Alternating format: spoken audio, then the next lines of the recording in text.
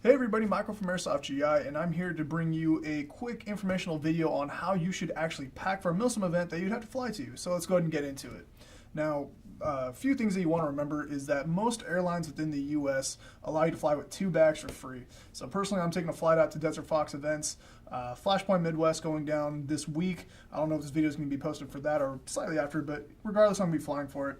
Now, the most important thing that you'll be carrying is your carry-on. Now, for your carry-on itself, personally, I'm going to be out there for a few days, so I have personal clothes in here, like toothbrush, toothpaste, contacts for whenever I'm doing all that. So pretty much everything that you need to basically live for a couple of days, you want to put into your carry-on, saving you as much space in your luggage as possible. So let's go ahead and get this out of the way. Another thing to note is that you don't want to have anything gun-related in your carry-on luggage. If you have anything gun related, it's just going to cause headaches with TSA, and that's a whole nother thing you just don't want to get into. The only thing that you can have in your carry-on that is related to your gun are your batteries. You do have to store your batteries within your carry-on, so make sure if you are carrying LiPos or NIM batteries or any kind of batteries with you to the game, you have them stored on your carry-on. Moving on to the next piece is how are you going to get your gun there? Now, you can fly with your airsoft guns, but if you don't want to do that, I highly recommend you go with the when you declare a firearm route.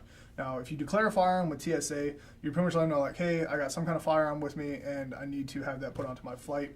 So what you'll do is when you're going to check in, you go up to the counter and inform them I need to declare a firearm, and then you'll have your hard case. So you do need a hard case. You cannot fly with a fabric bag. So if you have just like a soft NC Star or a soft Falcon gun bag, it's not going to work. You do need a hard case. Personally, I use the Classic Army hard case. It does have locking points on both ends, and the way they check these is that if you're able to open it up and slip your hand in, it won't be able to pass. So the Classic Army hard case is TSA approved, so you can definitely fly with these. So I highly recommend you get them on our website for about $55. A really good deal for being able to fly with your guns. And lastly, the next thing you'd want to check in is your gear itself. So you want to get a suitcase that's big enough to fit everything in it.